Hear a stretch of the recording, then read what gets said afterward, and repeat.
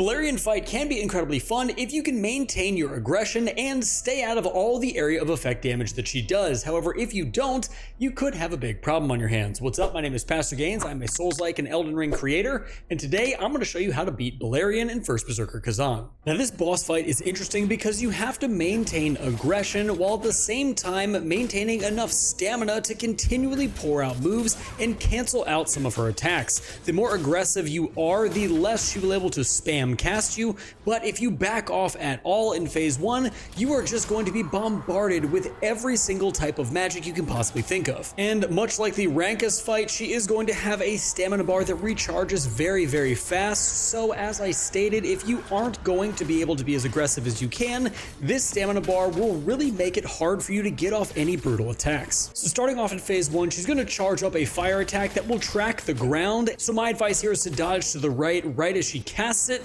Therefore, it'll miss you and you'll be able to start getting off some damage and start spamming her. She will constantly try to dart backwards and get some distance on you to start casting some more, and you do need to be aware of this move she does where she will do the same thing as the flame attack, except it will be an earth element and it's going to build up heft. Now, the next casting type move you're going to see is when she will drift away from you, putting out 5 different bunches of skulls that will track you. These aren't incredibly fast and you can just move away from them without them hitting you, but it's the next set of skulls you want to be aware of. This next set is going to hover right around her head and she will shoot these out at you, and they are quite fast, so you can either dodge them or continue running to the right or left and they should all miss you. You also need to keep your eyes on the ground because if you don't pressure her enough, she is going to summon these giant lightning circles on the ground, and if you stand in them, they will do a ton of damage to you. So my advice is the second you see them, dodge out of them immediately, and each time you dodge, get closer and closer to her so you can start putting on more pressure. Now, if you start doing a lot of damage to her, she will jump up in the air and slam down on the ground, doing another one of those electricity circles. However, you can brink guard this so you won't take any damage,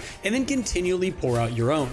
After she does this, she will usually glide backwards to get some distance, and she's going to try to put up a bubble. If you let her put this bubble up, you are going to do a lot less damage, and you are also going to do a ton less stamina damage, making it harder to get brutal attacks off and overall damage in general. The easiest way to break this bubble is just to run up to her while she's casting it and hit her with any attack, and she will stop casting. Now, once again, the name of the game is aggression, and if you can continually be as aggressive as possible, you will keep her from spam casting a lot of this stuff. But if she gets too much distance like you're about to see now, you will see what the bubble looks like and just how much less damage and stamina damage she's taking while she does the rest of her casting moves. This can be incredibly brutal to get through, so I definitely recommend that you crush these bubbles as soon as she starts casting them so you don't have to deal with this. Now, the move you just saw is going to be where she summons an energy sword, and then she's just going to slice you after about 2 seconds of holding it. You can brink guard this, so I definitely recommend doing that, or you can dodge to the right or left,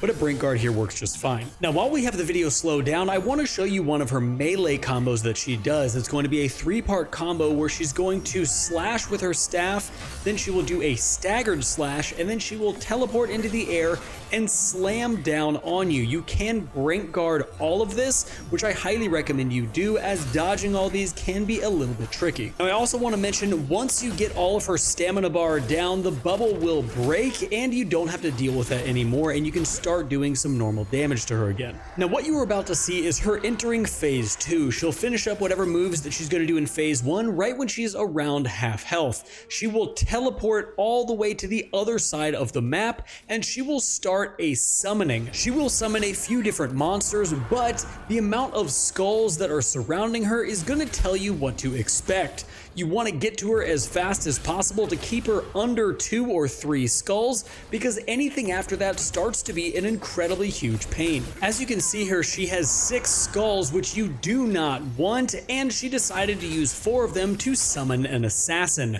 Dealing with the assassin is your utmost priority, because if you don't kill the assassin, he will constantly chip away at you, making the fight way harder. You also want to stay out of her summoning ring once she starts summoning, because that will be a massive area of effect that you do not want to be a part of. Once that summoning is over, you can then jump back in and start hitting her again. Now when it comes to everything she can summon, if you get 1 skull, she's going to summon a few greatsword users that will vanish. Then if she summons 2 skulls before you get her, she will summon a few ghost wolves. 3 skulls is going to be archers, which are decently easy to take out. 4 skulls are the undead assassin, which you are seeing. And if you let her summon all 7 skulls, you will have to fight a Reaper Elite, who is an absolute monster, and you have to kill him before she will take any more damage. Now the next big move you're going to have to watch out for in phase 2 is when she starts spinning around her staff, and all of these skulls are going to rise up from the ground. You want to back away from her because this is an area of effect, and then all of these skulls are going to track you down and try and hit you.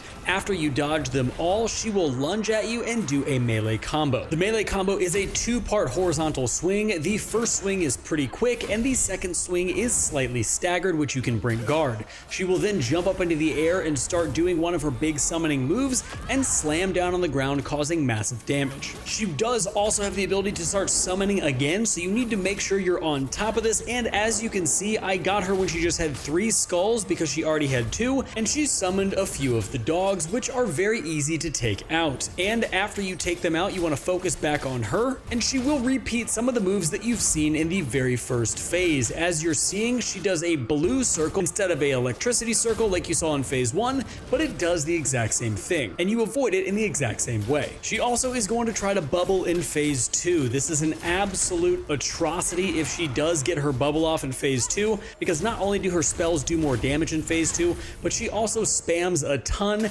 and she summons, which means if she summons with the bubble, it's just going to be that much harder. Now, one thing I do want to mention that I didn't mention previously in phase 1 is if these skulls hit you that she casts, not only do they do damage, but they will also darken your screen, making it a lot harder for you to see what is going on, and you need to be able to see what's going on as she spams a ton. She will also have a move where she summons skulls directly in front of her and shoots them right out in front of her. You can avoid this the exact same way you avoided the fire attack when you first enter the arena, by just dodging to the right. Now you're about to see what's going to happen when she summons the archers as well as hits me with a ton of these skulls. You are going to see the screen darken. You are going to see me get a little bit disoriented trying to figure out which archers I need to take out, which spells I need to dodge from her as she continually spam casts. It can just be a huge mess, so you do need to stay on your toes and keep your head on a swivel. Now the very last attack you need to look out for is when she summons these blue circles all over the ground. They will be smaller than the larger ones she summoned earlier,